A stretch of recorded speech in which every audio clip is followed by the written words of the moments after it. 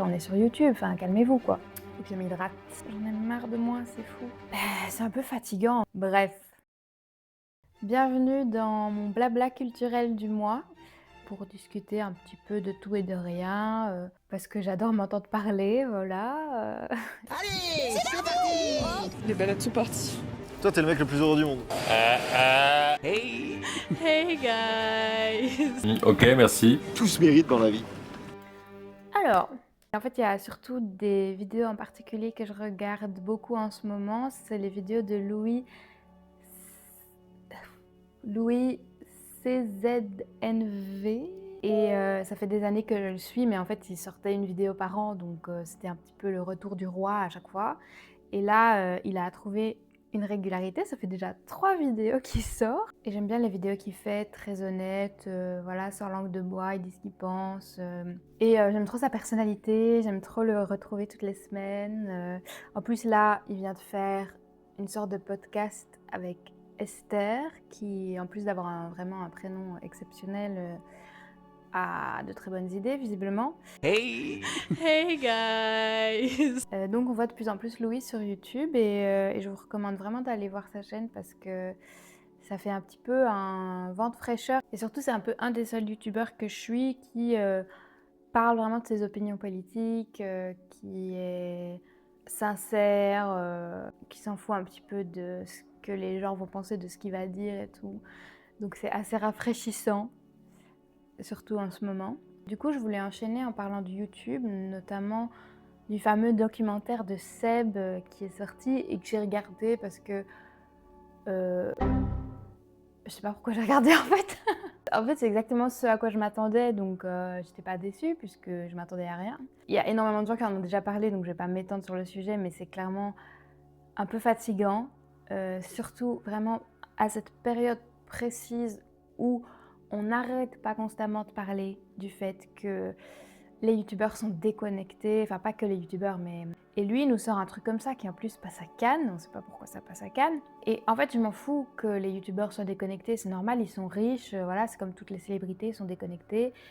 Ça me dérange pas, le problème c'est qu'en fait, ces gens-là, comme Squeezie, Léna Situation, Seb, etc., ils ont commencé dans leur chambre. Et donc tout le mythe de YouTube, c'était on commence dans sa chambre et on grimpe les échelons, etc. Ils se ramènent toujours à cette étape-là où ils étaient dans leur chambre et ils n'étaient pas connus. Mais ils avaient 13 ans et c'était le début de YouTube. Et là, leur vie est complètement différente. Et c'est comme s'ils voulaient faire genre qu'ils étaient toujours à ce stade-là, enfin en tout cas qu'ils étaient toujours cette personne-là. Et donc c'est très perturbant et c'est ça que les gens n'aiment pas, je pense. Alors qu'on a des personnes, je trouve, après elle est quand même plus mature, plus âgée peut-être, je sais pas, comme Natou par exemple, qui je trouve gère vraiment ça beaucoup mieux. Déjà parce que elle fait des vidéos sur YouTube. Elle sort pas des trucs une fois au bout d'une lune quand il y a une marque qui veut la sponsoriser ou ce genre de choses. Et elle fait des vidéos YouTube, elle fait pas des concepts télévision comme Squeezie. Un peu pareil pour Marie Lopez de anciennement Enjoy Phoenix. Elle ne nie pas leur statut, elle ne nie pas leur richesse non plus, mais elles restent des personnes relativement humaines devant la caméra. En acceptant leur statut, ça nous permet de rester connectés avec elles, parce qu'on n'a pas l'impression qu'elles essayent de nous ressembler en fait. Elles restent elles-mêmes en acceptant leurs privilèges, etc. et en acceptant leur évolution, qui n'est pas non plus à blâmer en permanence. Mais c'est des youtubeuses. Marie, elle fait des vlogs toutes les semaines. Et Natou, elle fait des vraies vidéos YouTube comme elle a toujours fait. Elle fait des vidéos avec ses amis, elle fait des trucs où il y a des femmes dans ses vidéos. Apparemment, c'est exceptionnel. Et justement, si on veut comparer quelque chose avec le documentaire de Seb, c'est le documentaire de Natou qui est sorti il y a quelques mois sur les baleines. Je sais plus exactement où elle est allée, mais c'était aussi en Polynésie. C'est fou parce que c'est vraiment parfait pour faire la comparaison. J'ai beaucoup aimé le documentaire de Natou où elle était avec ses amis, là pour parler des baleines. Elle n'était pas là pour parler d'elle, de sa difficile vie à 40 ans. Non, en fait, oui, on a tous des problèmes, etc. Mais le documentaire de Seb, c'est dur à regarder quand on a des vrais problèmes, en fait. Et encore parce que je trouve pas que j'ai des gros problèmes, mais me met aussi à la place de personnes qui peuvent avoir de vrais problèmes. Et dire juste « j'ai 30 ans, c'est difficile, je me pose des questions », ben, c'est un peu fatigant. En plus, désolée, mais la trentaine, enfin les gens de 30 ans, j'y serai bientôt, hein, mais entre les marathons, les enfants, les Hyrox, les maisons et les questionnements existentiels alors qu'ils ont une baraque et tout ce qu'il faut, c'est un petit peu fatigant, quoi. Et je pense que si tu veux faire une vidéo sur cette situation, qui doit sûrement parler à beaucoup de gens, l'entrée dans la trentaine, etc., il va en Polynésie et ça semble complètement inutile d'aller jusque-là, même de point de vue écologique, etc., pour parler de ça, en fait. Un endroit qui ne lui correspond pas, où il n'est jamais allé, où sa famille n'est jamais allée, il y va pour parler de sa famille et de où il a grandi. Et moi, j'ai trouvé ce décalage complètement bizarre. Je trouve que en fait, ça aurait pas été un super documentaire, mais ça aurait pu être un bon documentaire si il avait tourné dans sa région, je crois que c'est le Périgord, et là qu'il avait fait un lien avec son enfance, avec son évolution, avec le fait qu'il était allé à Paris, qu'il s'était déconnecté de sa famille, qu'il aurait peut-être pu parler de la différence de classe sociale, du fait qu'il est sorti de sa classe sociale initiale, etc. Visiter des trucs locaux de sa région, ça aurait été méga intéressant. En plus, moi-même, en tant que Belge, je connais pas trop toutes les régions de France, on parle tout le temps de Paris, mais il y a tellement de trucs que ça aurait été beaucoup plus authentique, en fait. Moi, je n'arrive pas à comprendre déjà l'idée de base d'aller à Tahiti, quoi. Et ça, c'est quelque chose qui m'a, dès la première minute, dérangée. En plus de ça, le storytelling à 2 balles, voilà, sa voix off et tout, moi, Je crois que les gens qui vivent au rythme de la nature m'inspirent. Alors, j'ai pas forcément envie de vivre sur une île isolée, mais je me dis peut-être qu'un mode de vie plus simple, c'est ce qui me manque aujourd'hui. Je trouve ça vraiment bateau, quoi. Donc voilà, et donc si je peux vous recommander quelque chose de plus intéressant, c'est d'aller voir la vidéo de Natou, mieux réalisée, plus touchante, plus intéressante en termes de culture polynésienne. Il y a une vraie recherche derrière et c'est pas juste « oh, ils ont rien mais ils donnent tout ». On parle aussi beaucoup des femmes, d'amitié, de sororité et des baleines, bien sûr. Alors que ça aussi, ça m'a fort choquée, j'ai entendu personne en parler. Dans le documentaire de Seb, il veut absolument aller voir les baleines, voilà, pourquoi pas. Mais on dirait un caprice de gosse, quoi. Et en fait, première fois qu'il y va, il voit pas les baleines. Il est méga déçu, comme si c'était un truc sur sa bucket list, quoi. Ça m'énerve que tout se mérite dans la vie. Et il est un peu acharné là-dessus et ça m'a super fort perturbée parce que justement dans le documentaire de Natou, c'était pas du tout tourné de cette manière-là. Du coup, il pouvait pas se mesurer à ce que Natou avait fait, moi je trouve, mais bon. Puis aussi, est-ce qu'on pourrait arrêter de t'appeler tout un documentaire? Enfin, je commence à voir ça partout sur YouTube. Alors le terme documentaire, c'est assez vague, entre guillemets, et ça me dérange pas qu'on appelle un truc documentaire. Le problème, c'est que j'ai l'impression, comme c'est des youtubeurs qui font pas de vidéos YouTube, enfin, je parle de Seb, alors oui, il fait des trucs Wikipédia où il parle pendant 1 heure d'un artiste, que je trouve pas mal, hein, mais voilà. Mais en fait, est-ce que ça le tuerait de faire un vlog? Enfin, je sais pas, est-ce qu'il y a une honte à faire des vlogs? Parce que ce qu'il a fait là, en fait, ça aurait pu être un vlog beaucoup plus sympa. En fait, je trouve ça beaucoup plus fun, on va dire, beaucoup plus divertissant de voir un mec qui part en Polynésie française et qui fait un vlog et qui vit sa vie de touriste, quoi, que de voir un mec qui dit que sa vie c'est un documentaire et qui nous raconte sa vie pendant 1 heure avec en fond Tahiti, quoi. Je vois vraiment pas l'intérêt. Ça aurait, je pense, beaucoup mieux été perçu si ça avait été un vlog, mais bon, voilà. Je sais pas s'il y a un truc de... Je tire peut-être le truc un peu loin, mais s'il y a un truc de... Les vlogs, c'est devenu un peu plus féminin et du coup, ça va pas avec son image, j'en sais rien. Ou alors, les vlogs, c'est pour Lena Situation. Tout est possible. Ou alors, il l'a juste appelé documentaire parce qu'il avait envie que ça aille à Cannes, allez savoir pourquoi. D'ailleurs, par exemple, je regarde beaucoup ces temps-ci Luan Man Show, qui, elle, fait des vrais films sur YouTube.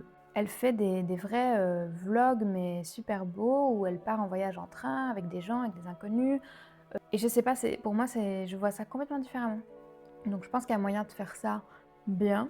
Et d'ailleurs, allez voir sa chaîne.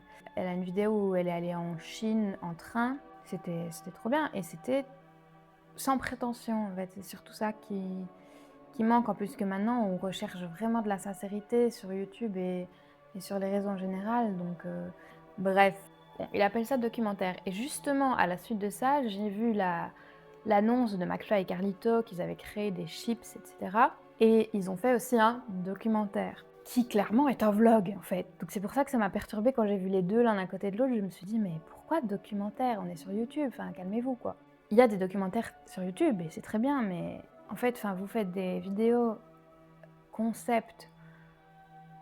Ouais, en fait c'est peut-être ça.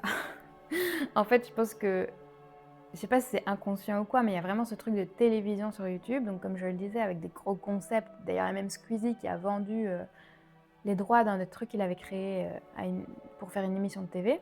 En disant documentaire, ben en fait ça ramène encore à la télévision, parce qu'il n'y a pas de vlog à la télévision. Donc McFly et Carlito ont sorti leurs chips. Ça aussi c'est tout un sujet, je trouve ça marrant que depuis quelques années, je crois que c'est peut-être Mr V qui a commencé, les influenceurs quand ils créent une marque, souvent c'est de la bouffe. Je sais pas d'où ça sort, je sais pas pourquoi, je me dis que peut-être c'est parce que c'est vraiment des trucs qui les intéressent, donc tant mieux. C'est vrai qu'avant, c'était vraiment la vague de créer sa marque de vêtements. Pour les meufs, c'est plus le maquillage, mais ça, c'est toujours le cas. Puis en plus, c'est souvent lié à des youtubeuses beauté, donc ça me semble plus logique. Et d'un côté, je me dis c'est plutôt plus positif que ce soit de la bouffe maintenant, parce que je pense que ça pollue quand même moins que des vêtements. On ne sait pas où ils sont faits et tout. Après, maintenant, il y a des youtubeurs qui ont et des vêtements et de la bouffe, hein, mais voilà. Je trouve ça quand même marrant, quoi. Pourquoi? Est-ce que c'est facile? Je sais pas. Je sais pas. Je sais pas pourquoi ils font tout ça, mais donc on a les pizzas, les boissons, les chips, les glaces. Et puis en plus, on a même des restaurants, ça arrive souvent aussi, des restaurants de youtubeurs. Et là, ben, ça va être bizarre, mais je trouve que ce documentaire vlog de McFly et Carlito était plus intéressant que celui de Seb. Parce qu'en fait, ils ont montré le processus de création de chips. Et ils m'ont eu, mais ils m'ont eu à 100%. Enfin, je sais que j'ai été eue, donc voilà, je l'accepte. Mais moi, j'adore les trucs où on va visiter des usines et on découvre un peu comment les choses sont faites. Et là, c'était méga bien. Et en plus, ça leur permettait de placer leurs petits trucs de « Ah oui, donc ça, c'est 100% naturel. Ça, c'est des chips locales. Ça, c'est des pommes de terre qui sont plantées en France. » Enfin, je sais pas comment on dit, qui poussent en France. « Ah, et ça, c'est halal. Ah, et ça, c'est végétarien. » Et voilà, donc je sais qu'ils ont fait ça justement pour toujours dans leur vague de nouvelles DA et de sincérité, d'honnêteté et tout. C'est leur truc. Je sais que c'est un peu manipulé quand même. C'est impossible de toute façon d'être 100% honnête et tout ça. Mais c'est bien fait. Je trouve que c'est relativement bien fait. Je pense qu'il y a vraiment une vraie honnêteté chez eux, mais qu'ils poussent un peu le truc un peu trop loin parfois quand même. Mais du coup, le documentaire fonctionne parce que c'est une vraie pub pour leurs chips, tout en étant hyper honnête, en fait, des coulisses de comment c'est fait et tout ça. Et il y a un passage qui m'a marquée et que j'ai vraiment apprécié, parce que je trouve que c'est assez rare que les gens se positionnent là-dessus à ce point-là, enfin en tout cas les youtubeurs très connus. Carlito a une vidéoconférence avec ses graphistes. Il leur demande s'ils ont utilisé l'IA pour faire les maquettes des paquets de chips. Et lui, il est en mode... Enfin, lui, il pensait pas spécialement puisque c'est son truc, il a suivi le processus. Et en fait, dès le début de la réunion, bah, les deux graphistes lui disent « Oui, on a utilisé de l'IA parce que c'est plus facile pour faire des maquettes, ça va plus vite, etc. » J'utilise fréquemment parce que c'est un gain de temps monumental. Ok, merci. Parce qu'en vrai, je peux entendre, je pense que quand on fait des maquettes, des allers-retours, etc., pourquoi pas, même si bon, moi je suis quand même fort contre l'IA en termes général, pour plein de raisons, surtout l'IA générative, mais bon voilà.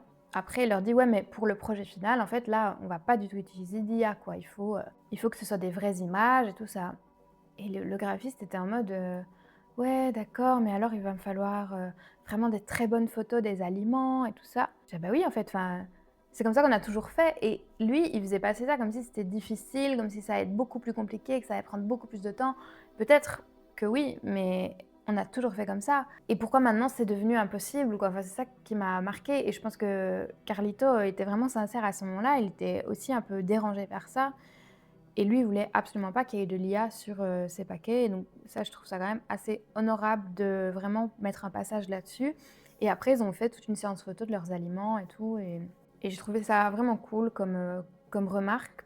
Et en plus, j'aurais pas imaginé ça d'eux. Donc, et je pense que lui, il aime beaucoup la bande dessinée, le graphisme et tout ça, et donc ça lui tenait à cœur.